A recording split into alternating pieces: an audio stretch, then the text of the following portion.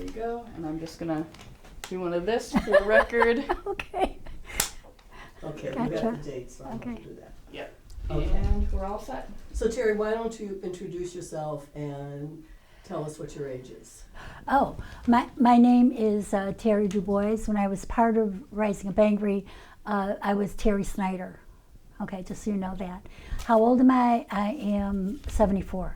Okay, Yeah. good kid. So how did you first get involved in Rising Up Angry? Ooh, how did I first, well, I got involved and was basically recruited, I think, through Martha Howard.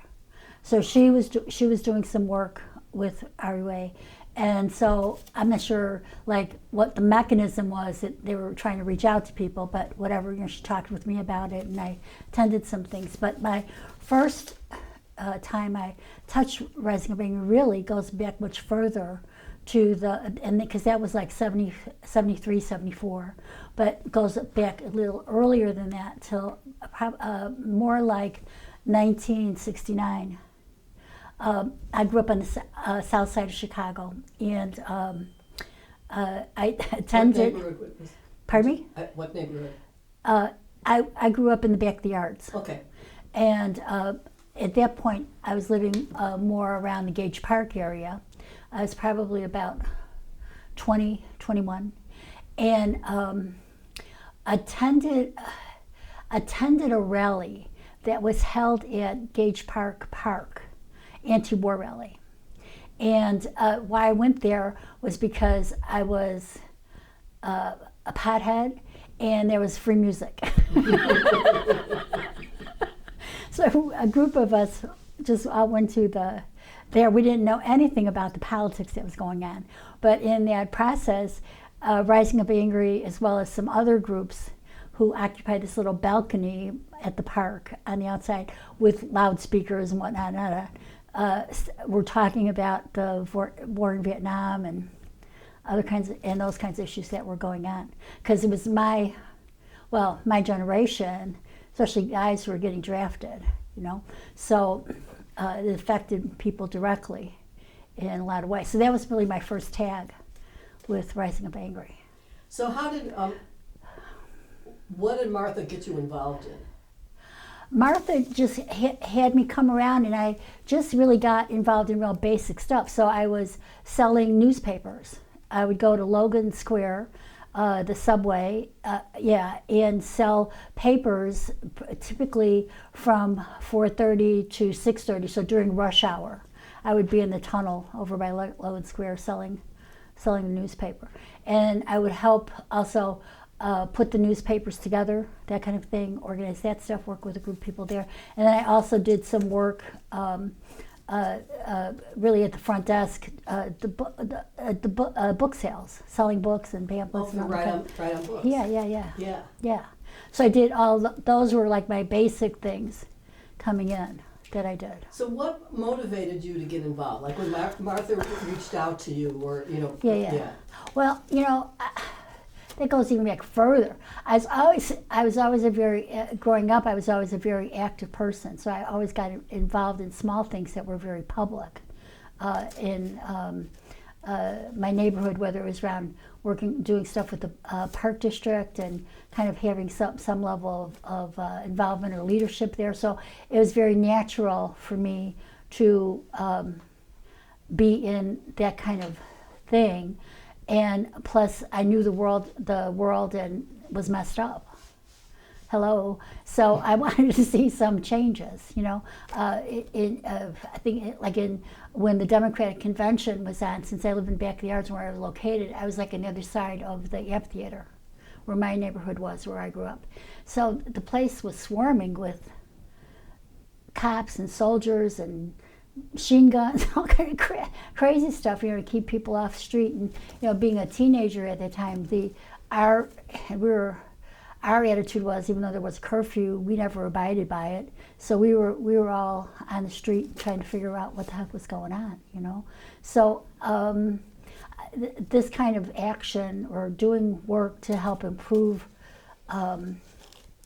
my neighborhood, the city, whatever, state, the world, was always something that was very dear to my heart. So it wasn't hard, you know. I just didn't have any kind of real framework to work in as I aged up. And so being involved with Rising Up Angry kind of helped establish that framework. You know, I wasn't doing it alone. I wasn't thinking it alone. There were other people I could talk to help. So were there group meetings, or was it just interactions with different people? Different people, and there were some group meetings, and we had later on towards the tail end of things, there was a framework to try to do more political education, whatever I recall. And because Rising Up Angry was moving into trying to move into a different framework, basically, and because the war was over, and was trying to figure out what was its identity was going to be. So it was trying to hold these different meetings to try to figure out the next stage of things, but we couldn't quite figure that out. I mean, my remembrance is we couldn't quite figure it out. So, I mean, looking back at it, there was like, oh, we could have done a whole lot of stuff, and oh, we could have done a lot more, you know, when I look back, you know, but that was just where it was at, you know. I'm really sorry to interrupt. Am I messing up? No, I was going to say, do you need the paper? Oh, I'll put it down. Yeah, they're my little sheets in case I forget it. Yeah, if it's already, if when you're I'm talking, sorry. just because mics I know, are so sensitive, I know, you hear the crumble. okay, I gotcha. Talking with hands is great. It's very expressive. I love it. So, you know, looking back, what were sort of the important, like, memorable experiences, actions, learning that really stuck with you?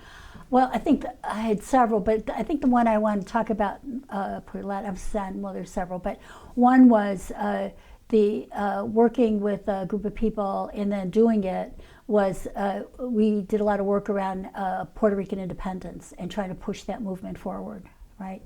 And so we, a small group of people, worked on doing a big educational forum at the Puerto Rican high school here in Chicago. And that took a lot of effort and work, but it also, as an organizer, it made me very worried because I had no kind of like experience with trying to match these educational ideas with how do you put that into action, you know. I was really struggling with that, and I remember I was scared like crazy. Would people show up? Did we do the right flyer? Did we did we get enough information out there? Blah blah blah, all that kind of stuff. And so it was very nerve-wracking. But the place turned out to be wonderful. The place was packed. A lot of people showed up, and then following that, we did a good job. People worked on it, did a really good job. And then following that, that summer, that was the 200th anniversary of the United States becoming a country. So we worked, Rising Up Angry got involved with a broader coalition of people to do a march in Philadelphia. So, So I was like one of the bus people trying to keep all these Rising Up Angry people behave themselves, you know, follow the rules, which I really hated, and that aggravated me. But we did that. It was, you know, a good event. A lot of people showed up. A lot of people came. It was just really, it's nice to have that counter kind of education around what's going on in the world, you know. And so we did that. That was a good one. The other one that I was very proud of all the people that worked with me and how we made that happen, you know. Other kinds of things that I worked on and learned a lot, grew a lot in that experience. I did some work with the Sports for People campaign. I didn't play a major role in that, but what I did was I helped the day of the event at the park and helped kids do certain activities in terms of physical jump, play, whatever, to kind of make them feel good about themselves, help raise awareness. But the bigger issue is putting focus on the park district and the city and whoever, that people, that institutions need to pay attention to people's health, you know, and physical health. And that people in neighborhoods needed these kinds of experiences in terms of their growing up. So it had a much larger picture, you know. And since the parks weren't going to do anything, and the state wasn't going to do anything, the city wasn't going to do anything, Rising Up Angry was going to do something. And so I helped with that event. I also did some work a little bit on the healthcare for the people campaigns that we did. And the biggest one that I think I helped work on was really when there was a big table and educational and talk event with on healthcare and healthcare needs that was at People's Church, you know, and I organized some people that I knew from the neighborhood and stuff like that to come and attend. So I kind of tried to bring in people to attend the event and stuff like that. It was more my role than anything else. So I was really glad to do that, you know. I also want to mention other places that Rising Bangery inspired me. I think I'm blacking out the name of the first name of the woman who a campaign was developed around to try to bring awareness about how women were abused and victimized by the state who were prisoners, like at Dwight. There was a campaign we did. Her last name was Jones, but I don't remember her first name. And it was a campaign that we worked on, a small group, a coalition of, again, small groups, but doing a program at, we worked with Operation Push. And we did a big rally, educational, etc., at their big center there. And that was just so, inspirational that we were picking up, lifting up her situation for people to pay attention to. I mean, it was really groundbreaking when you think about what's happening now, how people have been doing some prison rights. I would say, that's why I'm saying, if we could have only figured out a couple things, stuck with it, woo, what we could have done. But anyway, that's a different story. But but I was very proud of that work that we did, because that really tied into early work that Rising Bangery also did around the campaign for George, when who was part of the Attica prison rebellion, and then they moved him to a Texas penitentiary, and he was murdered. You know, so it was like we were really doing these, putting spotlights on institutional abuse and how how our country was failing in so many ways and impacting people in all these different places in their lives that it was really groundbreaking. You know, I also like the fact that Rising Up Angry chose to affiliate more closely with the Chicago Women's Liberation Union. That really was like, you know, you as a woman, you get your self-esteem gets boosted. You know, the space that you occupy gets a little larger when things like that happen. And so that was like, I was so glad we do it. I knew it was very controversial. Ooh, there was all kind of opinions about that, but but I'm glad that Rising Up Angry did that. You know. So, I mean, you've actually talked, and there's this thread going on in what you've just described, but what were the processes in RUA that helped you grow or develop that you really appreciated? I mean, you've talked about that a lot, but if you want to talk more about it, yeah. I think what helped me grow, I think that because it was structured, but there was a loose association of people. When you worked with them, you had lots of conversations, and because I mean, I can only speak for my thing, but because I felt like I'm connected and I'm working with people who are after kind of the same thing I am, that made the work easier, and it made the learning experience more open. You know, I'm not saying there weren't any tough times or people didn't get angry or any of this other kind of stuff, you know, or frustrated. It wasn't la la land, but but you felt like you were doing things with a purpose, you know. So so it mattered, you know. And part of trying to find out who you are, you have to know that you matter, you know, because when you matter, then possibilities are open. You know, if you don't matter, then you can't see anything, you can't feel anything. So Rising Bangery really helped, you know, like fermented that in me. You know, like it was kind of an energy stuff. The other part that I've been to a few meetings where a lot of emphasis was put on the history of Rising Up Angry and the working class, like looking at the working class is like important and central, like people who struggled to survive, you know, didn't have a lot of stuff handed to them, or just trying to figure out their way in the world.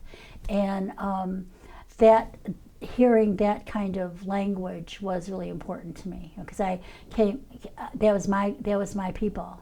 Those were my people. My father was basically a mechanic at a company. My mother wound up working a punch press operator, and so that was who we were. That was where our identity. So rather than feel that you were nothing, you were something. So I don't know. That's the best way I can explain it. It's a good way to describe it. In terms of now I'm going to sort of post RUA. Gotcha. Yeah. What paths have you taken? Just a little. I know this could be a lot. Since you was in terms of family work, community activities. Sort of. I know one area is obviously DV. Yeah. Well, yeah, and when Rising Angry broke up, I don't think it took me less than a year to kind of figure out what was I going to do next. So because I wanted to stay doing some kind of community organizing, so and being with people to make change. So I wound up volunteering and then working for Southwest Women Working Together. That was my first step in really getting involved. And they're located at the time. They don't exist anymore, but they were located in Marquette Park.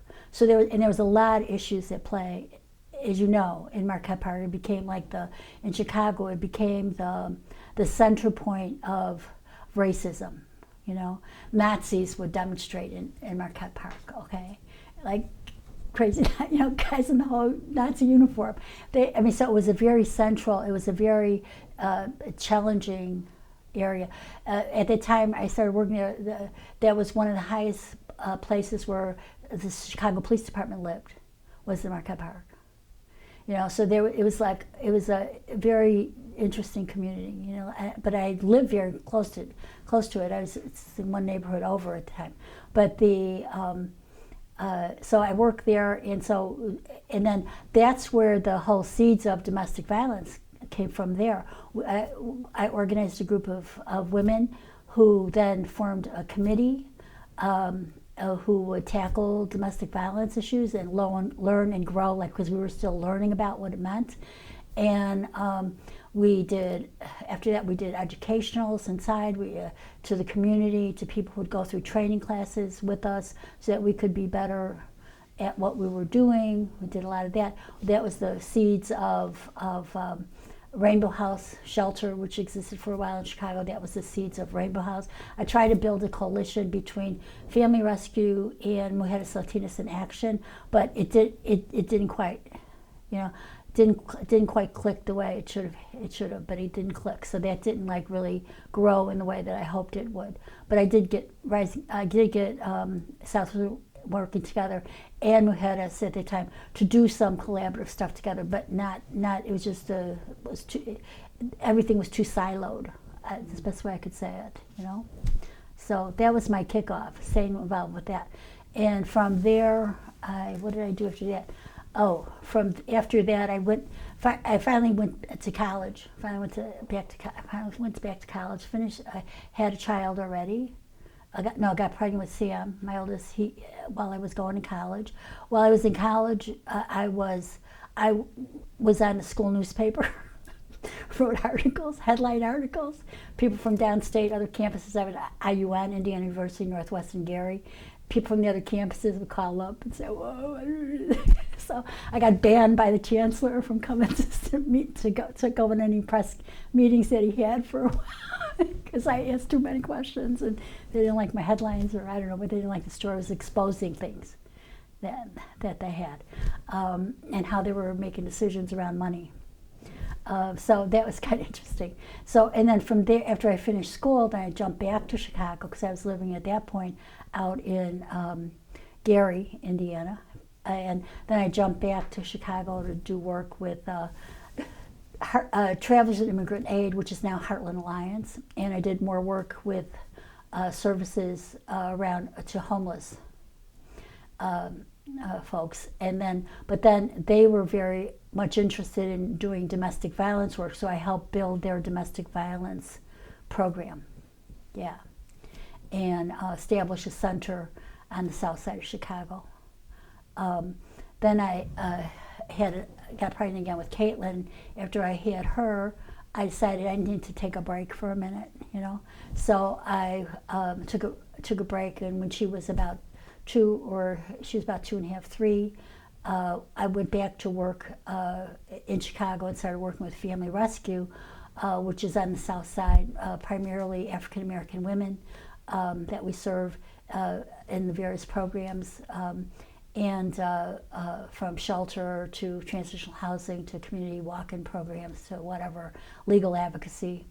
And so then I started working with them, and after about a year, I came in as volunteer coordinator. And then after about a year, I threw my hat in the ring to become program director, or oversight of all the programs. And so then I wound up doing that for probably 21 years before I finally retired, you know. And was still bringing people together. I try to bring people from New York to come and work with the program in New York City, and I try to do this. It's always, my thing was, you know, expose people to a lot of different ideas and a lot of different ways to approach stuff, and let them find out what sticks, you know. Whatever sticks will stick with them, and whatever they don't want, they'll throw away. But I felt like I wanted to bring the world, you know, let's bring the world to what we do. So that's what I've been doing. I was married and 2 kids, and my husband Tom, who was also in Rising Up Angry, he passed away in 2019, January of 2019. He wound up, that was very tragic. He wound up with being diagnosed with I forget the cancer. It's like a blood cancer, but it's much worse. And the day after Christmas of 2018, and went into the hospital for treatment. Didn't come out, died in the hospital 23 days later. You know, it was just so sad, you know.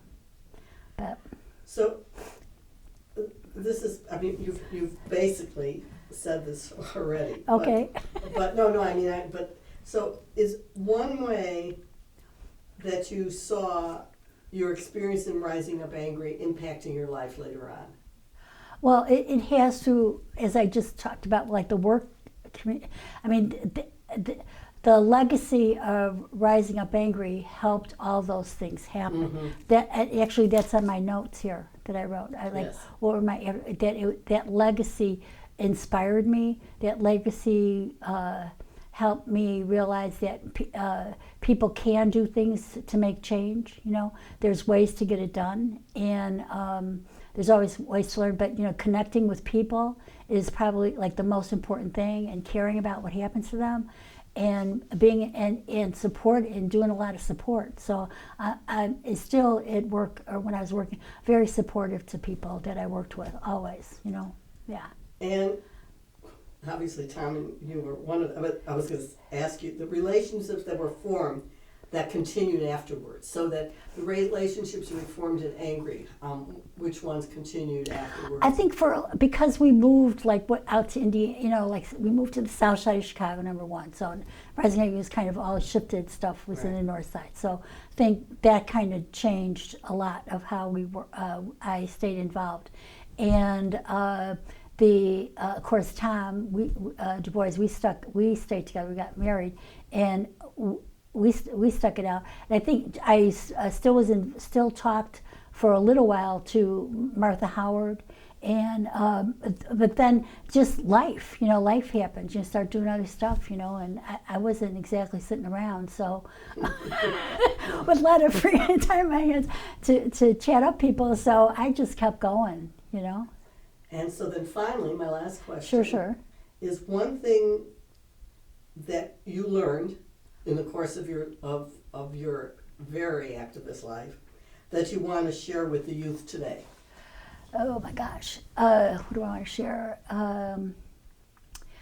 I guess I would say follow your passion. Find out how you can make a difference, because you can, and you're not just doing it for you, but for other people. So it's like a dynamic combination to do. That's part of your legacy, because and the other part about it is you just learn so much about yourself as you learn about other people, and it's a wonderful experience. And plus, you know, you do the stuff, you don't have any regrets about how you might have wasted your precious life. You know? Sounds great. That was great. Are we all good? Yeah. Yeah, we're good. We're good. Did I do good?